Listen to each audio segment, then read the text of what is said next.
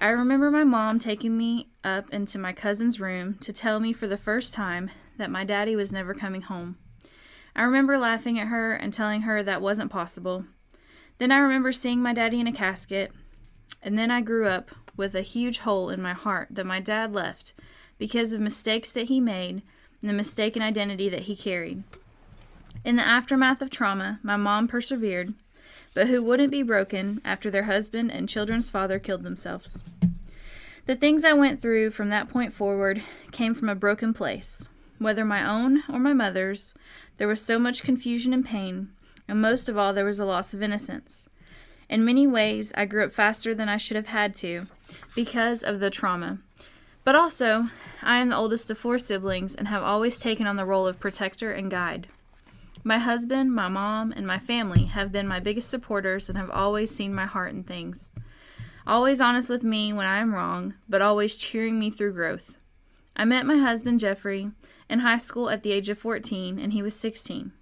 We knew from the start that we had found each other for a reason and weren't going to let each other go. It took all we had to stay together after high school as seasons changed in our lives.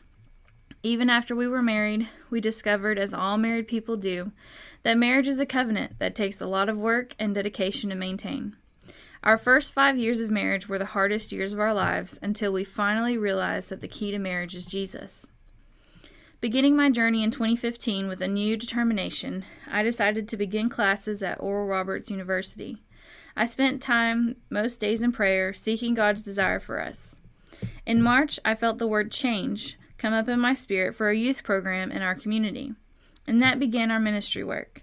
Today, we work in our communities to bring awareness to the issue of suicide by focusing on the value of life. Recently, God made a way for us to become parents and local business owners.